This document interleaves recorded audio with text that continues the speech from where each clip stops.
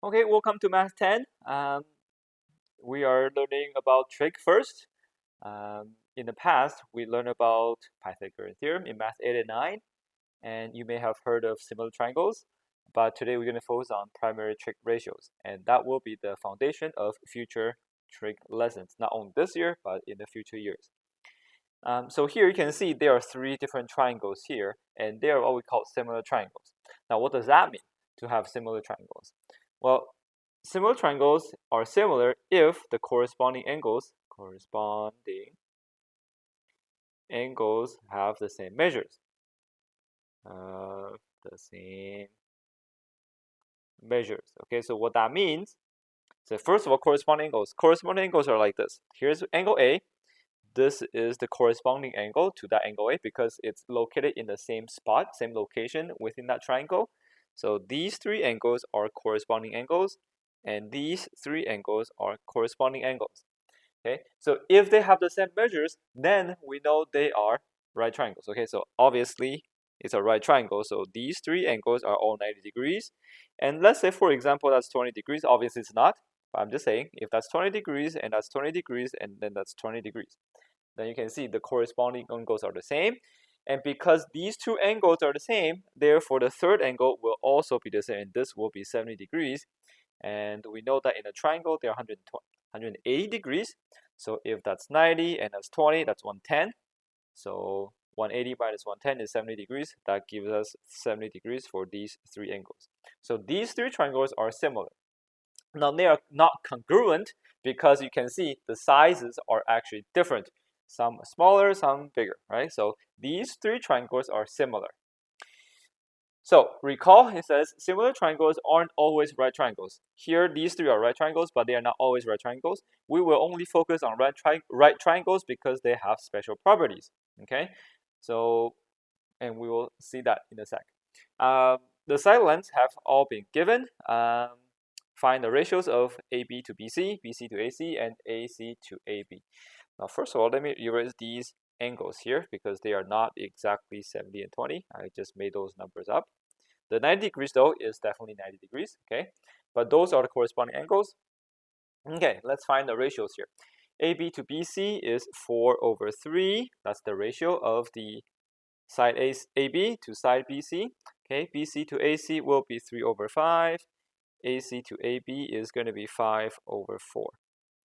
Okay, now we can continue with the other two triangles. AB to BC is 6/4.5.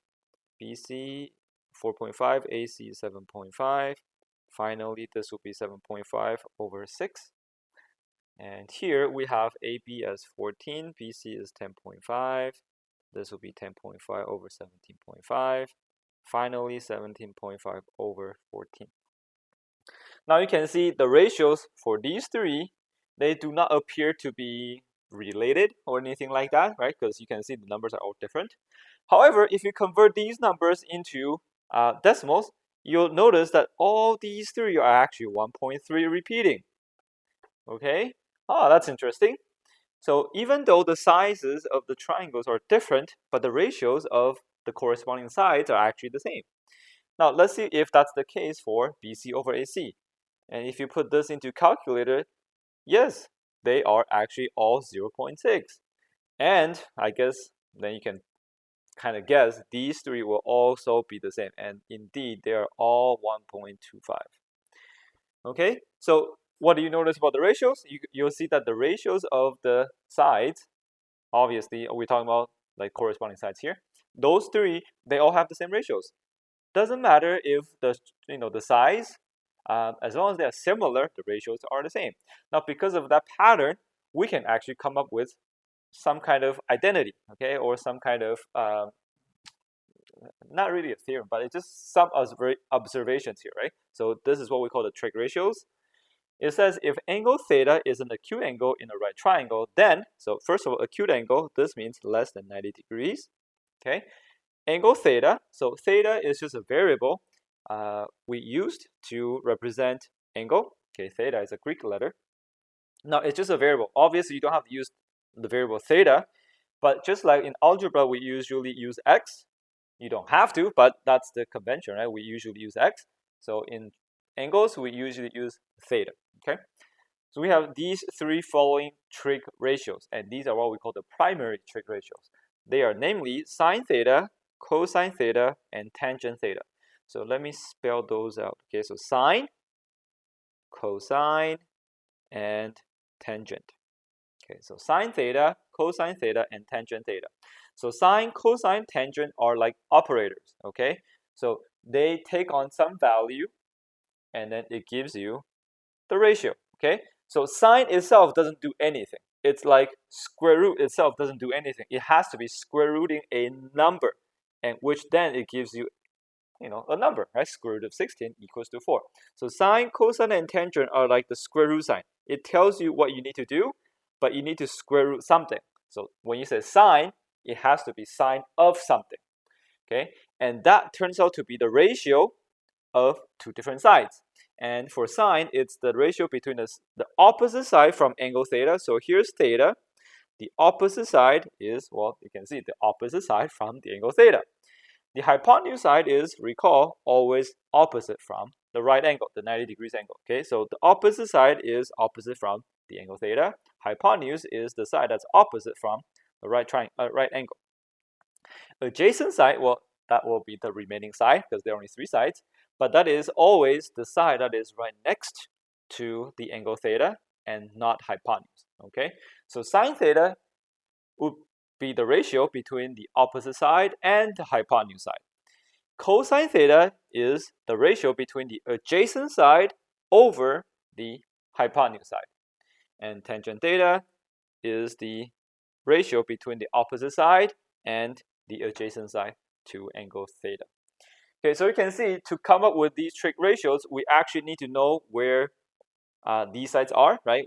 Which side is opposite, which one is hypotenuse, and which one is adjacent. So if I draw another right triangle here, but instead of having angle theta down here, if I call this theta up here, instead, we actually have sides named differently, okay? So hypotenuse is always just the opposite side from the right angle, so that doesn't change, HYP. However, in this case, opposite side is now down here because that is the side that is opposite from the angle. And that leaves us with adjacent side on the right side here. Okay, so again, you can see this side is right next to the angle, but not hypotenuse side. So that's the adjacent side. Notice how adjacent was here, but now adjacent is up here.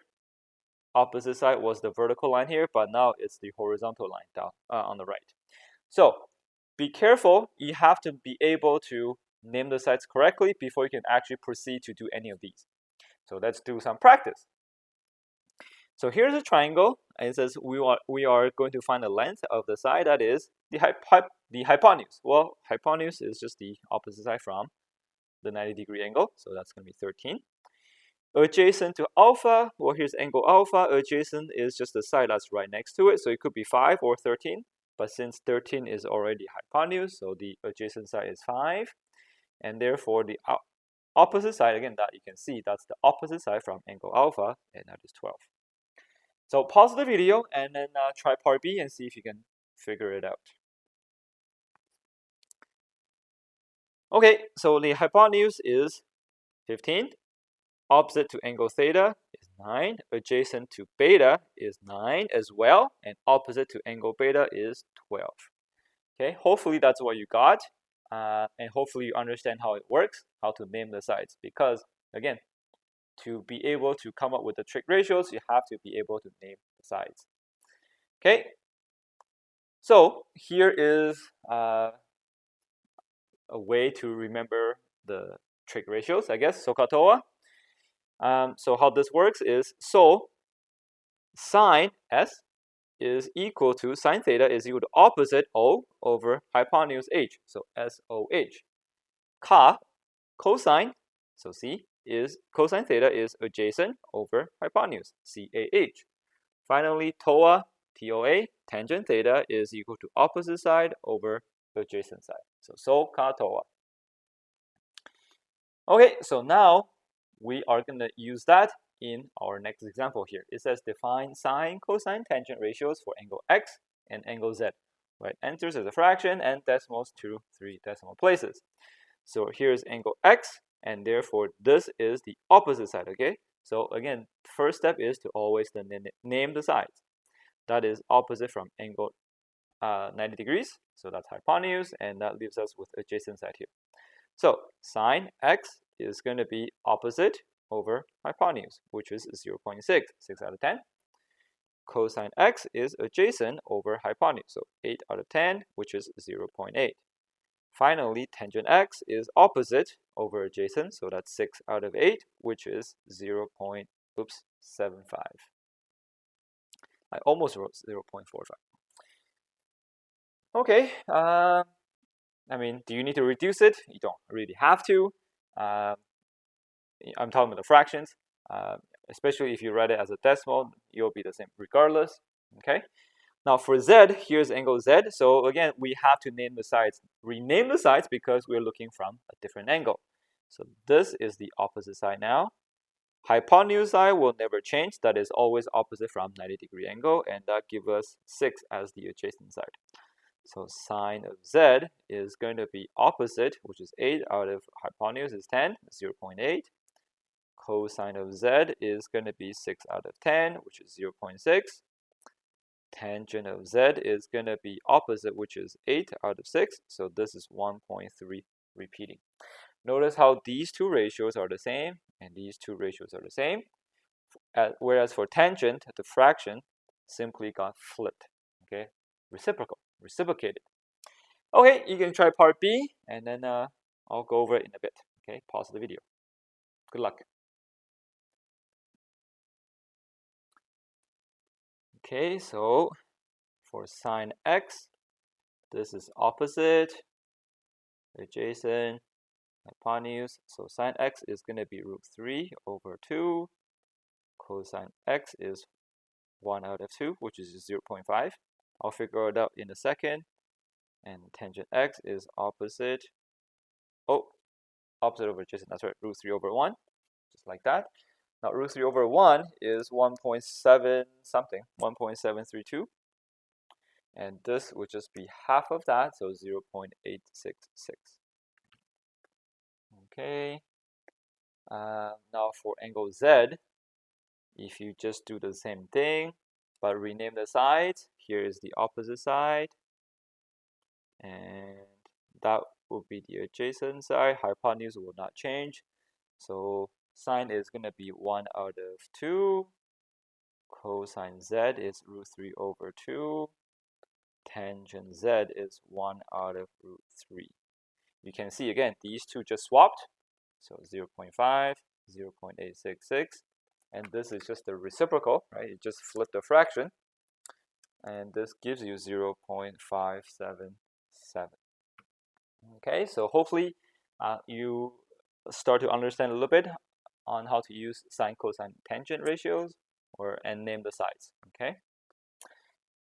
All right, let's take a look, see what it says here. It says now to find trig ratios, we could draw a triangle that had the appropriate angle and measure the proper side.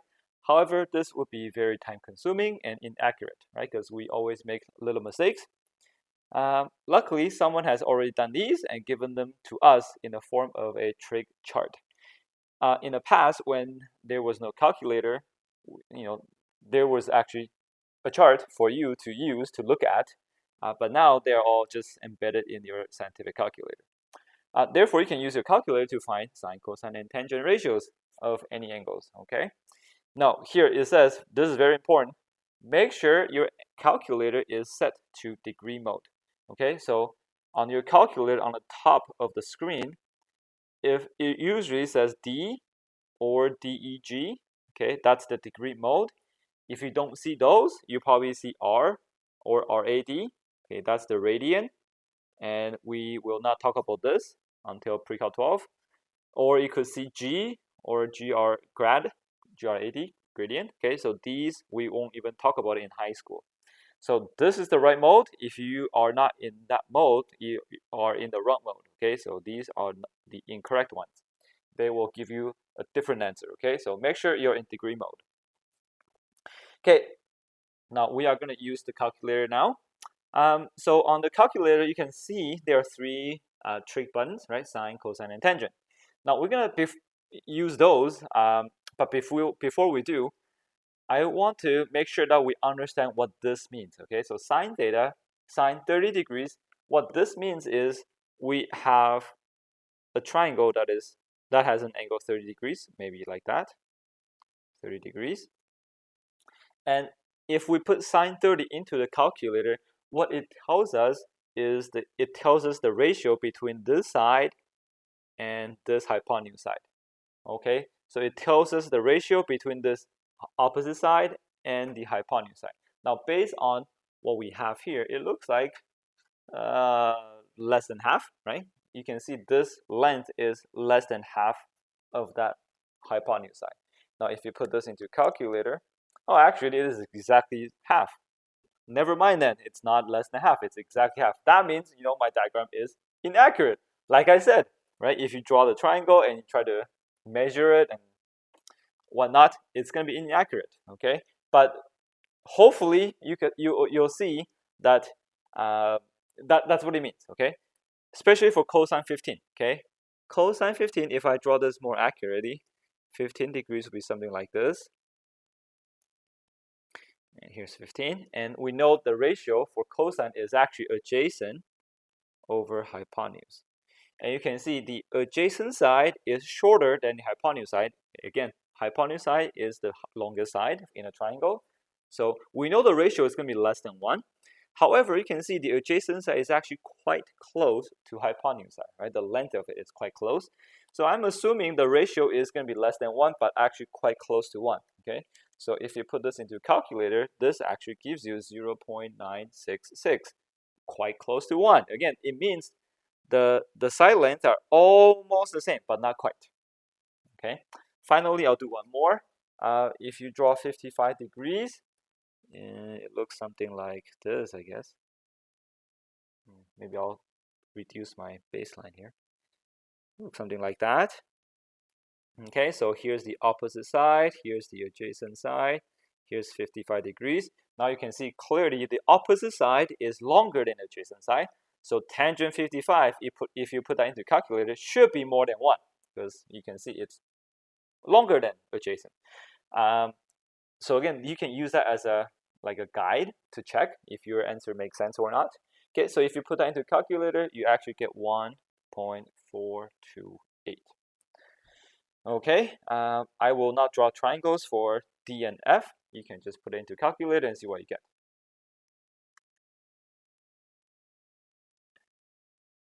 Okay, so for cosine 88 degrees, this is 0.035. I will actually draw it out for tangent 45 because this is quite special as well. 45 degrees actually makes this triangle an isosceles triangle. Okay, this makes it an isosceles triangle. Oh my gosh. Okay, here's 45, here's 45. And remember, it means that these two sides would be the same. And that's why the ratio gives you a 1, because it's opposite over adjacent. So 1 over 1. Okay, finally, sine 75, it is 0.966. Okay, so make sure you're in the degree mode. Otherwise, like I said, your answers will not be the same as what I have here. But to recap quickly here, first step you need to know is to learn how to name the sides, and then you just need to remember SOHCAHTOA, right? Sine is opposite over hypotenuse, cosine theta is adjacent over hypotenuse, and tangent theta is opposite over adjacent. Okay, and that will wrap up the lesson here. Try some practice questions, and if you have any questions, let me know. Good luck.